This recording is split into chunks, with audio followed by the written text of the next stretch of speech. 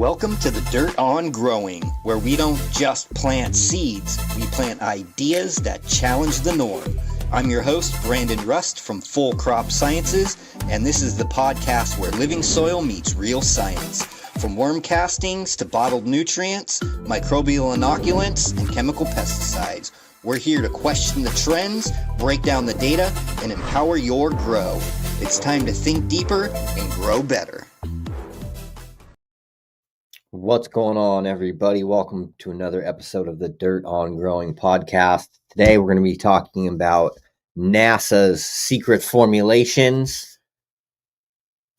and what they developed, which is the humate fertilizer. So that's what we're going to be talking about today. I'm going to be talking a little bit about the process. I'm going to be talking a little bit about the feasibility study, which we just got finished. This cost $66,000, or no, maybe it was $61,000, but it was a fucking lot of money.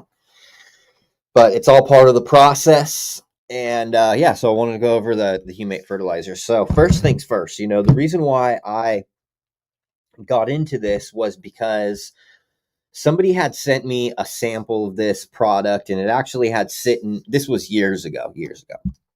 And it was sitting in my garage unused. And then he got back to me. He said, "Hey, did you try that sample out?" And I was like, "No, I never tried it." And I ended up, he convinced me, "Hey, just try it out. So I did. And I had a little R&D box. I was doing some breeding work in there with doing some plant breeding. And, it was an R&D box and everything looked good. I didn't feel like I was lacking in any way. And I ended up using, I think, the N-humate, the high nitrogen formulation in this grow container. And the next day when I came back, my plants looked like they had a plastic sheen on them. And given before, everything was on point. I didn't think there was anything I could really do to improve the health and vitality of my plants. And I was wrong, because I came back and I was like, what am I seeing here? Everything looks, there was that nice waxy cuticle on the leaves. Everything was lush and they looked even better than they did the day before. And so I hit the guy back and I was like, what is going on? What is this stuff? There's no way this is organic, dude. I've never seen anything like this before. And I started asking him a bunch of questions, because I'm curious by nature. And what ended up happening was he was like, "Dude, I don't know these questions." I was like, "You're going to have to talk to Dr. George. He's the guy that developed it." And I didn't know who Dr. George was. And he's like, "Here, I'm going to tell Dr. George to give you a call." And 45 minutes or so went by.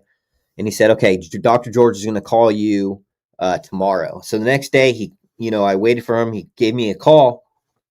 I talked to him for 45 minutes about soil science and agronomy and about the product. And he's like, "Yeah, it's organic. We manufacture it. So it's not like we just take it out of the ground organic, but the end product is carbon chelated nutrients."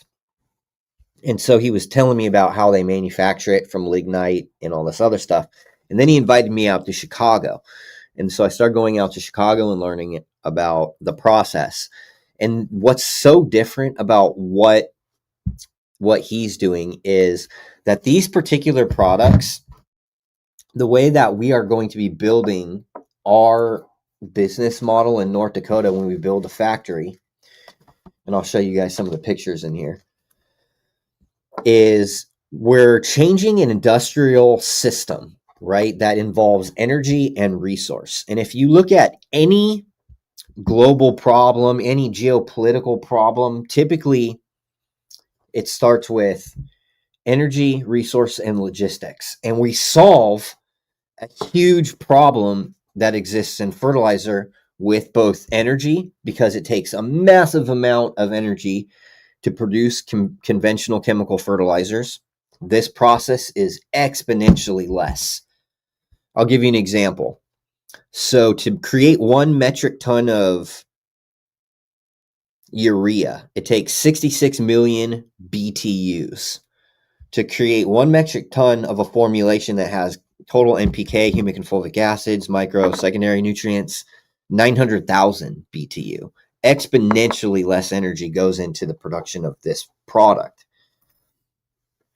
Now, the logistics, the resource side is that conventional fertilizers, they require things like access to cheap hydrogen gas, so you can do the Haber-Bosch process.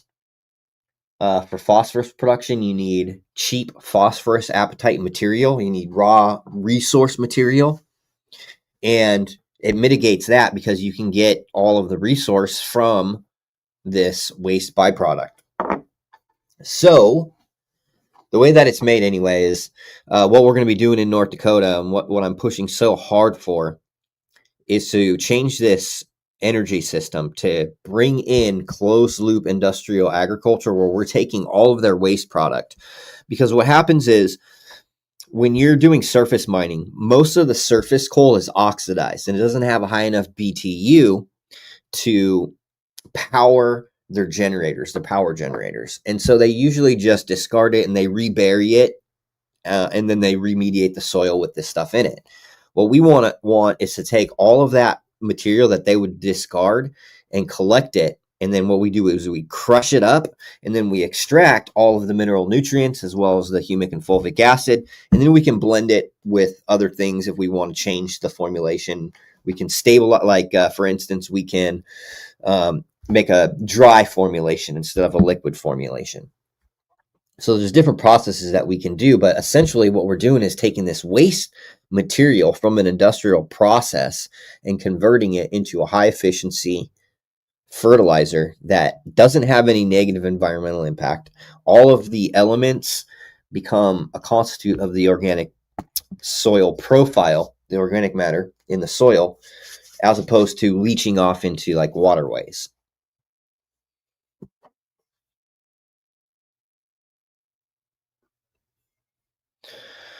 So, the process is really interesting and it's really awesome. And what we ended up doing is we applied for a grant up in North Dakota because we got introduced to the Department of Agriculture, the Department of Commerce, and the president and some of the people that work at BNI, which is a large coal mining operation. And they supply, 4.5 million tons of coal to produce energy for the U.S. annually, right? And so these are companies these are big companies, these are big players in energy. So I was introduced to a bunch of people up there, and they're like, you should apply for this grant. We're really curious about this technology, but they've never heard of anything like this before. And so what they did is they gave us the grant after we applied. We actually had to fund the grant, and then they pay us back after the fact. So I had to have the $30,000, and but I'll get it back. They're going to reimburse me, but I had to pay for it out of my company funds, which put a lot of stress. But what we did is we ended up getting what's called a feasibility study, and this feasibility study is done by a third-party engineering company. And what they did is they went down to the factory that NASA owns down in Mexico, right? And so they went and looked at the industrial process. They evaluated the amount of energy for everything. They looked, and then they went up to North Dakota. They evaluated the site. They evaluated the resource. They evaluated, all the economics behind what we're doing as far as, even just the ability to change the industrial closed loop system to be more sustainable and regenerative and reduce carbon footprint while actually increasing the organic matter that's stored in soil through this process is pretty much like bipartisan. So when you look at it from a standpoint of, what people think of coal mining and energy, when you tie and integrate these systems into what's happening with their carbon capture technology and everything else, you create, almost carbon neutral, energy systems this way. And so, I don't know, it's a benefit regardless of what people feel about it. I just wanted to make a difference. And so But they didn't believe the technology, to be honest. They were like, look, Mike from BNI, he's the president of this company, he said, Brandon, this is either the greatest scam that I've ever seen, or it's one of the greatest things that I've ever seen. And I was like, well, I can assure you it's not a scam because we already sell product. We already make it and everything else. And so third-party engineering came in and they visited the sites down in Mexico. They went to North Dakota to look at the resource, to look at the site where we want to build, to look at all of the things, economics behind it. And it's great because, they went in there and they did site evaluations. And what they ended up writing up was what we already knew, which was going to be, how feasible is it? And it's like, green energy and sustainability aspects. Listen to this. Lignite-based humic products can displace part of or all of chemical fertilizer demand. Carbon credit eligibility may arise from reduced greenhouse gas emissions per unit of nutrient delivered, enhanced soil carbon sequestration due to humic substance application, lower embedded energy versus conventional fertilizer manufacturing. What I have here is so fucking revolutionary and people just don't get it, man. It's this, someone told me, like, I think that more and more people would be like, maybe my network isn't big enough, but it's crazy because they wanted me to do this because I think they personally want to invest because they understand the vision and the impact that it can have. But I've had so much trouble in the last couple years raising the funds to get this thing started. And it's crazy, right? Because that VC company that we were working with for the last, I don't know, 8 months, as soon as we got to the insurance part and doing the underwriting and stuff, things started getting real fishy, dude. And so we started doing some due diligence and looking at things. And it turns out that these people were actually scammers. Now, they didn't scam us, but it just means that they were playing a long game trying to get us on this insurance scam, which we didn't fall for.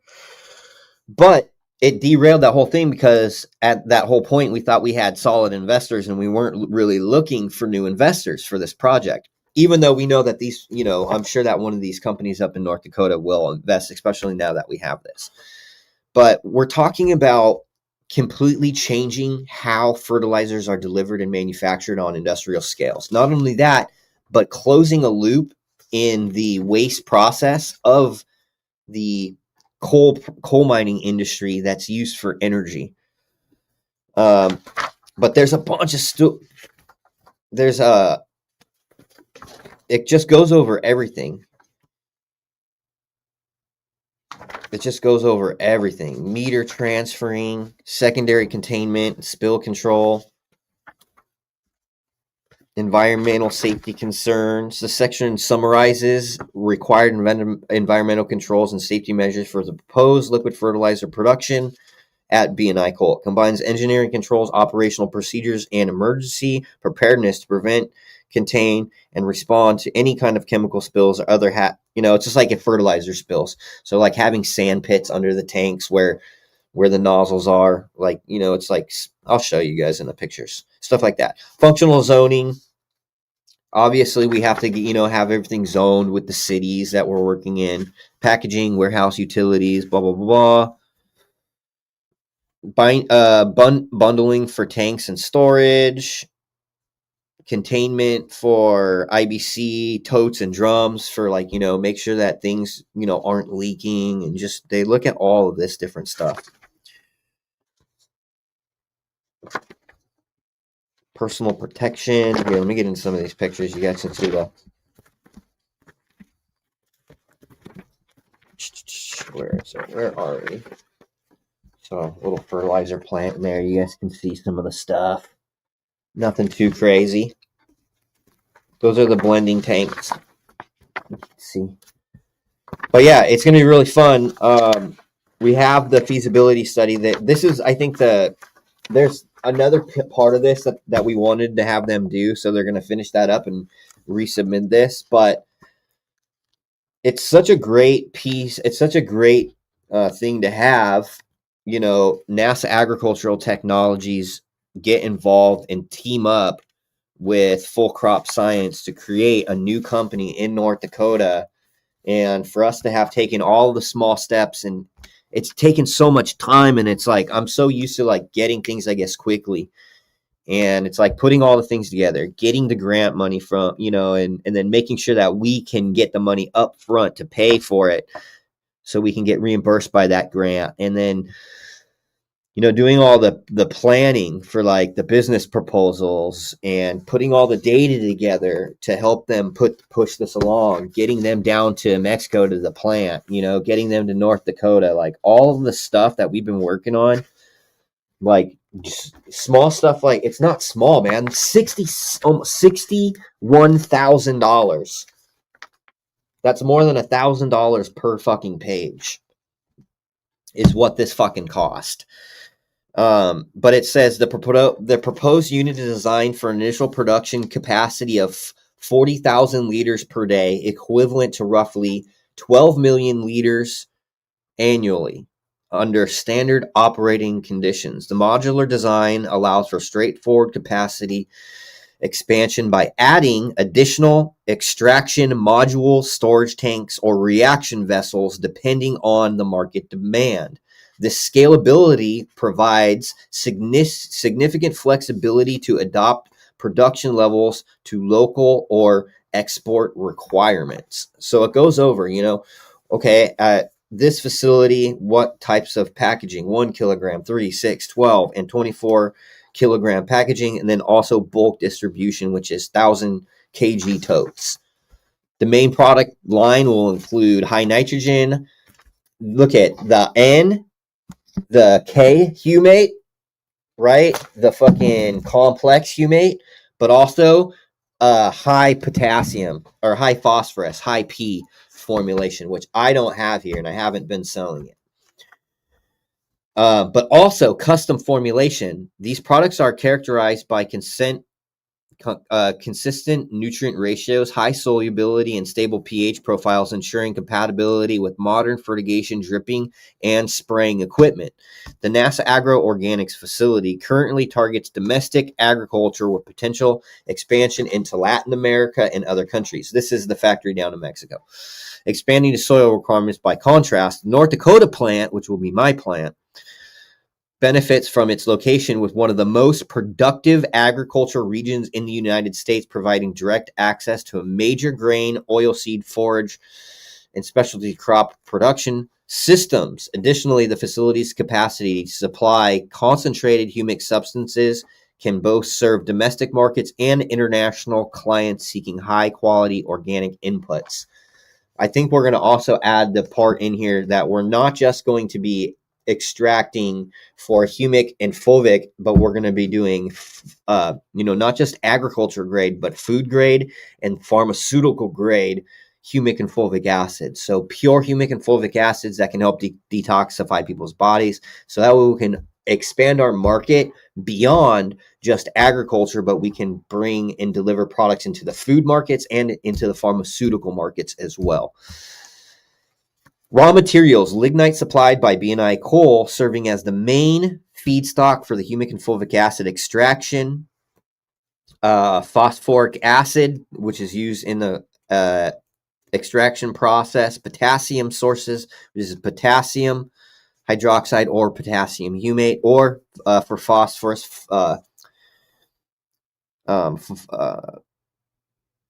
phosphorus humate. Micronutrient concentrations and stabilizers can be extracted from the humic acid or imported for specific formulations. Like if we need to make a specific formulation, we can use things like micronutrient sulfates in this process. And what happens is when you put micronutrient sulfates into water, they oxidize and they slowly become available. You can see this with things like iron sulfate and manganese sulfate. What happens when you put them into this process, they're stabilized with that fulvic acid, and so it's carbon chelated and they won't change. It talks about the design phases, but everything: quality control, batch formulations, finishing, stabilization and filtration, packaging and bulk loading, waste management. But so we have everything that we need to basically move forward. I think with some real money investments, like to get the big dollars, the big dogs behind us. I think having this independent study that was done by, can't believe how much money they charged, by a third party engineering company to actually go and look at the facilities and see how things done and to validate, what I already know. But man, it's happening. It's happening slow. But now, you guys have the ability to get this yourselves. This is going to become something that becomes standard in fertilizers over the next 40 years. I guarantee you guys will see a massive shift. And the reason why you'll see a massive shift is something called peak phosphorus. So if you look at, geopolitical issues, I'm going to use the Nord Stream pipeline as an example. Now, the Nord Stream pipeline pumped in inexpensive gas to European nations. That gas is then used in the Haber-Bosch process. So that gas is needed to that hydrogen gas is needed because it's mixed with atmosphere, it's catalyzed, it's heated, under pressure and catalyzed to precipitate ammonium from the atmosphere. But you need a massive amount of cheap gas to make this process work. And so when that gas or that resource increases, the cost and expense associated with fertilizer production also increases. That's why you saw a massive spike in fertilizer prices during that particular time period a couple years ago. Another thing is like phosphorus fertilizer. So to make DAP or MAP, you have to have that Haber-Bosch process, but you also need to mine rock phosphorus fertilizer. It needs to be micronized, and then you need to have a sulfuric acid manufacturing facility to produce sulfuric acid to attack this apatite. So you take the sulfuric acid, you put it on this rock material, this phosphorus rock material, it liberates the phosphate, that's plant available phosphate, and then that is blended with the ammonium from the Haber-Bosch process to make diammonium or monoammonium phosphate, depending on the ratios, right, of the phosphorus to ammonium. Now, this process is a crazy energy intensive, right? The amount of energy that it takes to make sulfuric acid and then the mining behind that, I mean, you can't, that's just going to be, it is. Mining's mining. We need natural resources.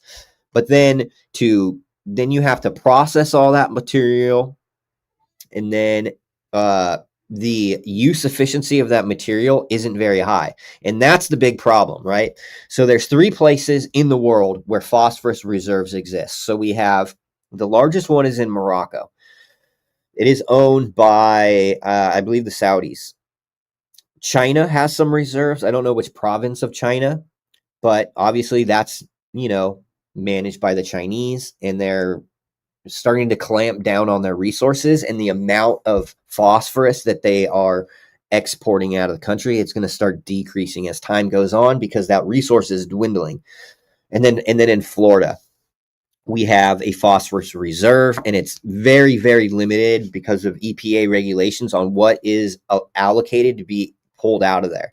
So oftentimes we're reliant on international fertilizer companies to bring in those fertilizers from where they're produced, either in China or in the Middle East. And so we become chemically reliant on those things. So that's another issue. But those resources in those locations, they're dwindling, right? The quality of the resource, I'm going to put it in a way that makes good sense. Like the quality of your starting material, if you're going to make an extract, it has to have a lot of that whatever it is that you're trying to extract in it to get a good return on it, right?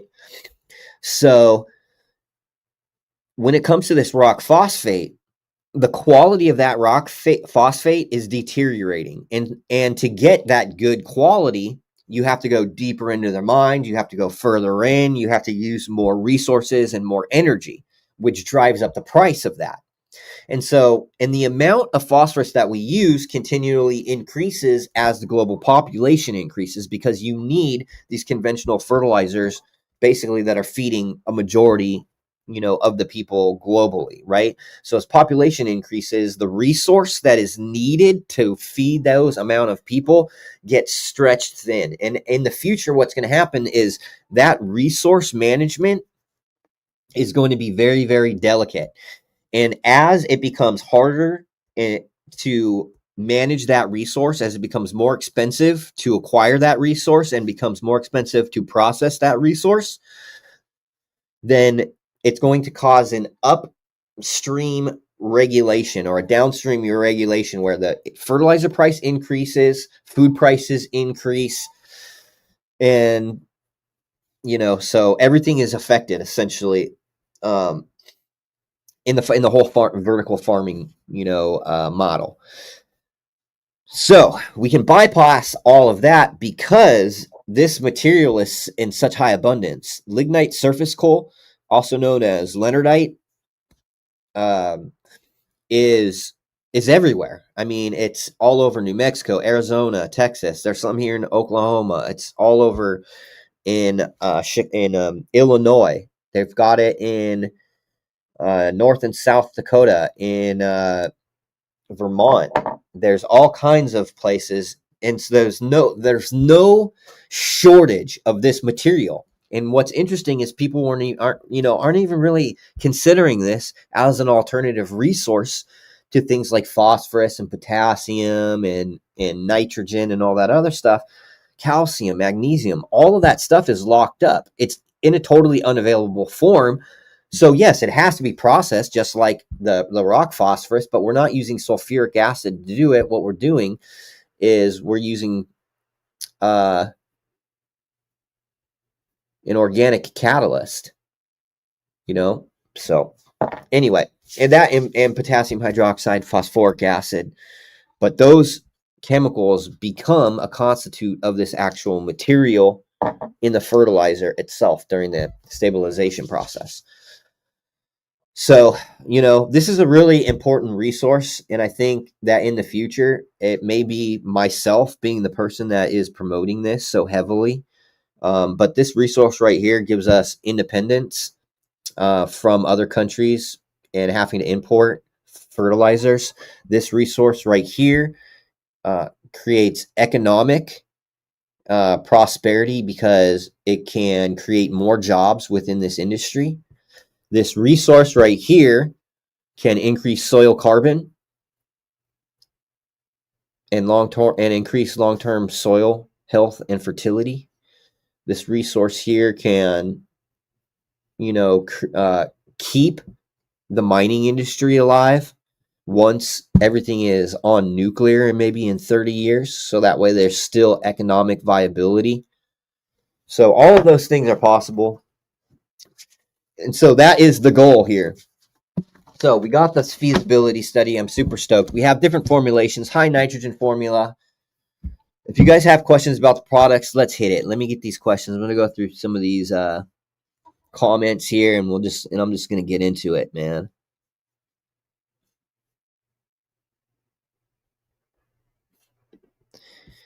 The tester seeds were Starfighter crossed to Mac F2. So it's Starfighter Miracle Alien Cookie F2. It's also known as Gas, Great Aunt Secret. It's Great Aunt Secret F2. Originally bred by Capulator. I did the selection work, worked it for a little while, did a bunch of selections, found a super fucking gasoline pheno female. That's just one note. It's gasoline. And I found a male that had the same kind of profile, at least on what I could tell from veg and in flowering. Obviously they're different. But yeah, it's fucking awesome. Slow iPhone says, Mr. Russ, is calcium nitrate okay to use in super soil? Cheers from Easter Europe. You can. I mean, you can use it in a super soil. It's not like organic, it's not, so the way that calcium nitrate is manufactured is they take limestone and then they take nitric acid. So they'll take the limestone. What they'll do is they'll take that limestone. It's high calcium, That's what it's mostly calcium. And what they do is they micronize it. So it'll come like this. Obviously, it's not black, it's white. And what they'll do is they'll crush it down, they'll micronize it, and then they'll attack it with nitric acid. And so what happens is during that process, that nitric acid converts that limestone into calcium nitrate. It precipitates into a salt. I mean, it converts into a salt. It doesn't precipitate. It converts into a salt.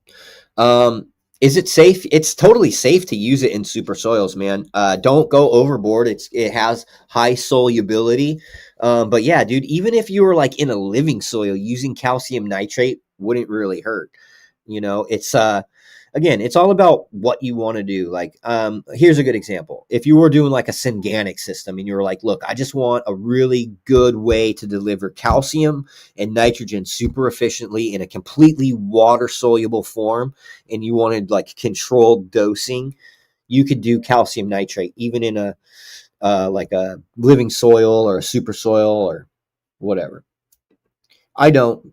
I use, blood meal and alfalfa meal, but I'm just saying you could. You could use it as a calcium and nitrogen source. What up, Greg? Big oil beware. No, I mean, here's the thing, like they're all involved in oil seed production for energy in North Dakota as well. So a lot of the oil, soybean oil, corn oil, that all goes into the production of things like ethanol, which is used for, fuels, rocket fuel, all kinds of stuff like that. And race fuels, whatever it is. And so energy and agriculture go hand in hand in North Dakota. When we're talking about, energy from coal or energy from seed oil, so it's one is, mine based, one is, land. They're both land based energy sources. One's coming from agriculture, one's coming from mining and coal firing. But, the thing is, I can change that industrial system. And I still practice, natural farming practices at my house and stuff. I still compost and do that stuff. And, I grow my own food, and I encourage everybody to do that. I like to see people not be reliant on these large industrial giant systems, but they're not going away either. So I should take some personal responsibility to help change those. That's my outlook on it. So I'm fighting it from two different angles, right? I am doing things like growing my own food, growing my own pumpkins, growing my own squash, my own tomatoes, my own peppers, my own potatoes. And I have those and I feed myself with those, right? So I can be independent and create sustainability within my own property, whatever. So I'm not reliant on, the grocery store for those things. I haven't bought potatoes in fucking months, haven't bought onions in months, haven't bought peppers in years. And so that's one way to fight back against the system, right? Is to become self-sufficient, independent. But the other way is to, instead of to just become self-sufficient, and is to participate in creating in these systems that already exist and participate in changing them. And so that is the goal. And that's what we're doing with the humates, man. And that's what you guys are doing when you guys are supporting the cause, because this company isn't owned by some huge billionaire. This is a small team. We got myself, Hamilton, Paul, and Trevor. There's 4 of us that run everything, and so you're supporting a small team with a big vision to really change agriculture.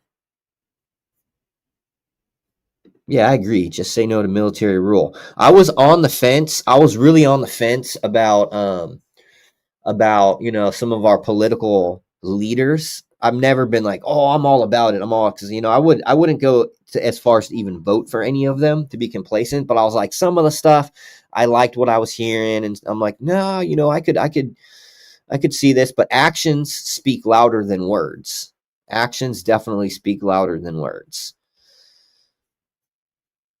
What up? Trent's got a garden. Welcome. I'm sure you guys have been here for a little bit. Greg. I don't know, dude. I think he's being controlled. I think everybody. I think it's not just the president. I think Congress. I think the Senate. I think every single person who's a politician who is monetarily benefiting from being in that position is bought and paid for. Whether it's I don't know whether it's the whether it's China or whether it's the Middle East or whether it's Israel or whether it's Russia, there's all different types of foreign fucking money that's being funneled into the US because that's how business works. People want to do business here. But politicians should have they shouldn't be able to get money from anybody. Makes them fucking dirty. I'm getting off topic. I should talk about humates. But dude, politics do inherently come into play when we're talking about things like humates. And I'll give you a good example why. People don't realize what's going on in the world because people see, oh, this on the news or this on the news, but there's the things that people aren't talking about is the things you should be paying attention to. I'll give you some examples, right? AI and quantum computing. Quantum computing has been kind of hush-hush. People don't really talk about it. Quantum computing has been getting more advanced and more advanced. And when they integrate AI into quantum computing, they basically created God level intelligences. But the thing is, they have to have power to supply power and energy, and they need data centers to be able to manage the data, right? And so there is a global war going on for quantum computing and AI. Basically, there is a war to achieve God level intelligences within our our capacity to compute.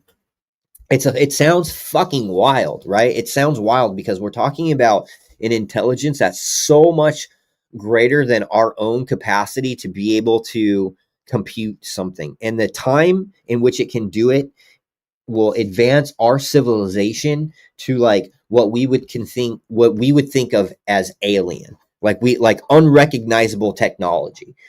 In the way that this is going to happen is we have to have energy, right? And so things like coal, which is like 16 to 20% of the US energy is produced through burning of coal, right? So those industries aren't going to go away until the advanced technologies that happen in maybe 25, 30 years with, nuclear and all that are turned on. And so there has to be bipartisan legislation to put in for bringing energy into the US because there is this global war to create these super intelligences and integrate them into our lives, right? And it's not and here's the reason why it's essentially technological arms race. The technical arms race is due to the fact that with quantum computing and AI technology integrated, nothing's safe. No bank account, no password, nuclear codes, financial institutions, the electric grid, transport grid, social security. Nothing is safe. Everything is just can be accessed, and whole infrastructures of societies can be toppled through a technological aspect. That's why there's a fucking arms race, and that's why you don't hear about this. Because if people actually knew what was happening on, it might cause a little bit of panic, to where oh shit, well, we don't have enough energy to create the data centers to integrate the quantum computing and AI to get where we are. And other countries right now are ahead of us. China's ahead of us with the AI race. The last time I checked. In the energy race, right? Because China isn't going to do so much regulatory work when it comes to, we need to produce energy for this, then they're going to just bypass it, say, let's do it. It's a race. We got to get it done. When it comes to energy in the US, it's so highly regulated. The Department of Energy and the EPA highly regulate what you can do and how you can do it. And so, when you can offer a bipartisan narrative where you're saying, look, we can do a clean coal power plant where we're doing CCT, which is carbon capture technology, aligned with all waste removal, where we take all the waste products and convert that into another high quality product that can be utilized for the soil remediation process, which in North Dakota has to be 100% or better, even to the elevation of where they pulled stuff from. And they usually turn it into high production agriculture land or grazing land for cattle. So when you can create that narrative and say, hey, we're creating an industrial closed loop system where we're taking the carbon, we're using that carbon for other industries. Maybe it's for the production of taking that, they need carbon to make urea, right? Or they need carbon they could use carbon and store that carbon and build greenhouses, and use it for CO2 for CO2 injection or whatever they might reuse that CO2 for different industries. But it basically creates a carbon neutral industrial process, which everybody can get on board because, we can produce the energy, we can mitigate any negative environmental impact, we can also help agriculture at the same time, we can push forward industry, decrease chemical dependency for agriculture, and produce more energy more efficiently, and which means that the price for energy will be less, which means we can get these centers online, which means we can get this fucking technology race won. If I had investable funds, if my funds weren't tied up, I would be investing in quantum computing, AI, and energy. Hands down, there would be no other thing I think that would be more profitable at this point than those three things. Because if you understand global economics and what's happening, you have to understand energy, resource, and logistics. Bam, you think about those three things.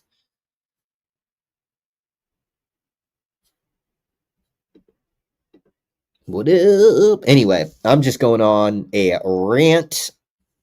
But yeah, dude, it's interesting because when you get to the higher levels of business, and I saw this immediately when I went to North Dakota, it's all integrated. It's integrated in the commerce department. It's integrated in, like, BNI is a massive I mean, they make hundreds of millions of dollars every year and have for past 75 years. So it's like we're dealing with major players, and politics is always tied into those types of fucking businesses. I saw it firsthand. I talked to the people. I understand why. It's because they want to protect their industries.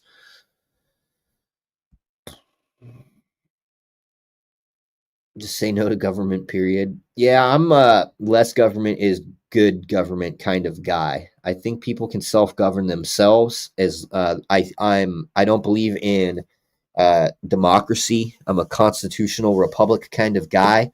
Yes, it's great to have democratically held elections, but 51% of the vote to elect somebody in, I mean, it's hard, right? Because at least 49% of the people not having, the choice. But the thing is, all these people do is, what do we need an elected official for, right? To make laws that contradict our freedoms under the Constitution, right? Because they always make these fucking laws. Oh, we need a law for this. We need a law for this. And it's like, dude, everything is already constituted.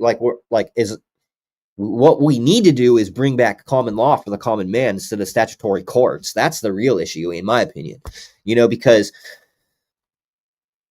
we have these courts that operate under compelled compliance, and people don't understand how to navigate it. And I don't even really fully understand how to navigate it. I've only scratched the surfaces, but it allows a government which is different than a government by the people for the people to prosecute you for things that you had no contractual obligation to oblige to.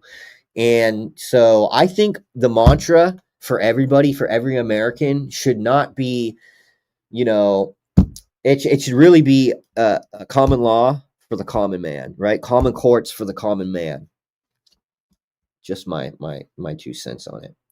Just ranting again. I got high earlier, so I it would be crazy if I started like a political rant channel. I think you guys would probably be shocked. Because I'm the type of like everything's a conspiracy kind of person, and it's like once you look at it, it's like because I've just been reading about stuff since the early 90s when I was like 11, 12 years old, started reading about all this type of stuff, and it's like time after time it's been proven to be not a conspiracy. And at the time when people were yelling it, oh, this is happening, it's like 15 years later, like, oh yeah, they were actually right. I'm the everything is a conspiracy kind of person. Magic Pedal says, I see a company selling an Amin A, which is a soy amino acid. They have an Amin B, iron, and Amin calcium. Do you think the B is ferric sulfate and the C would be calcium sulfate? So there is a company, I don't know what they're called, but I've seen these before where it's amino chelated micronutrients, and I've actually used them before. They're not like super high in I think percentage, if I remember, but yeah, man, it's probably a micronutrient sulfate chelated with glycine or something like that. And those are both chelated and can be watered in with humic and fulvic acid fertilizers, correct? Yeah. So if you were going to go and get like, your chelated iron, and these are amino chelated, because amino acids will actually chelate micronutrients. Some organic acids will do that. Humic and fulvic acids will do that as well. Citrate, there's a bunch of different things. And when you're using the humate fertilizer, you can add in amino chelates as well. Super awesome. And the cool thing about the amino chelates is they're going to have some nitrogen associated with them as well. So you do want to be aware not to add in too much amino chelate micronutrients later on in flowering if you're trying to avoid over fertilization with nitrogen.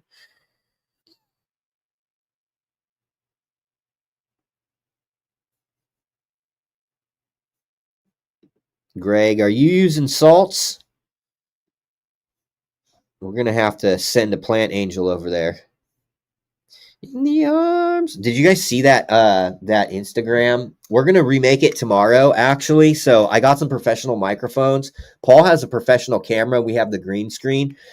And so I did this I was just trying to mess around. I was like, I heard that Sarah McLachlan song.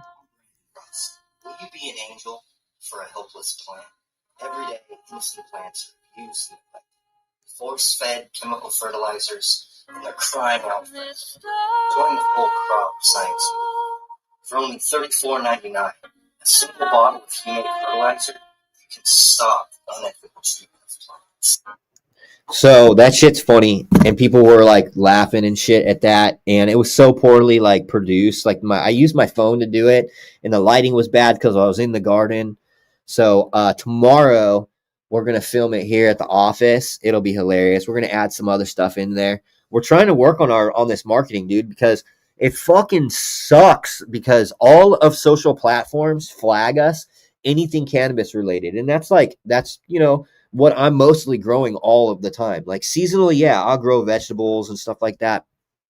But it's I love to do, I'm going to show you how to do this. I'm going to show you how to do this. But I can't do that because as soon as there's a plant in there, they don't let me do it. So we have to think of some type of fringe marketing tactics to keep people entertained and keep brand awareness up. Yeah, I need to plant some stuff too, some fall stuff. Holy Toledo says, are you going to make your own living soil line? I already have soil. I've been manufacturing soil for years. I just don't sell it in small quantities because the logistics to ship that shit doesn't make any sense. Trying to ship a 1 or 2 cubic foot bag usually costs more than the actual soil. Because I could sell a bag for a 2-foot cubic bag for $27.99 of a beast mode soil, but it's going to cost $120 to ship it. So I sell bulk. Actually, Luna hit me up because she's doing a project for 400 yards of soil. So next year, I'll be sending some out to somewhere where she's working or whatever. But I do, yeah. We only sell in bulk, super sacks and above.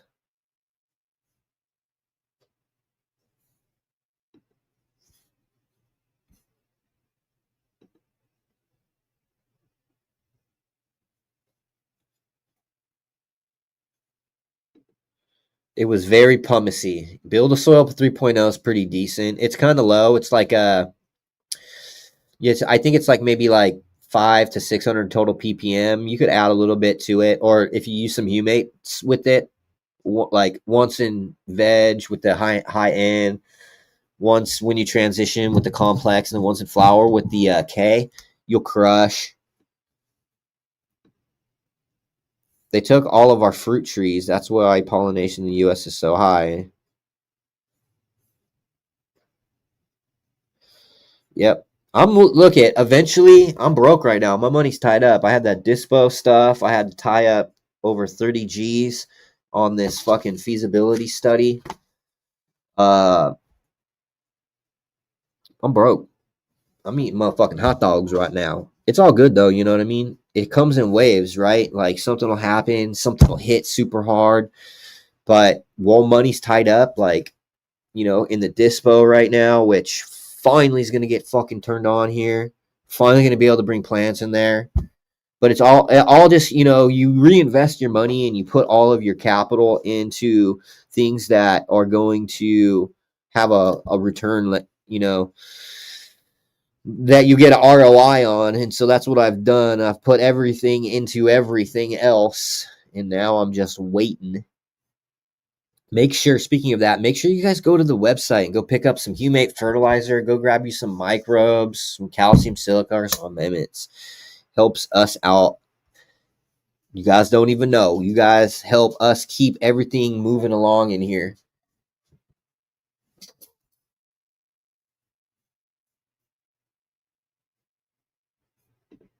You said that Trump is the one person billionaire that is controlled by no one. I don't know, dude. Have you seen his entirely Israeli cabinet? Like I said, I was on the fence before, but I don't know, dude. I don't know about that, dude. 0 Point Energy would be cool. I've been following an account that's been following. I've been following that shit since John Hutchinson back in the 90s when he fucking got arrested by the American CIA. Anyway, I'm gonna head out, guys. Make sure you go hit up the website. We still have some of those 5 for 100 seed packs, 5 packs of seeds for $100 plus some freebie Starfighter Max. See y'all soon.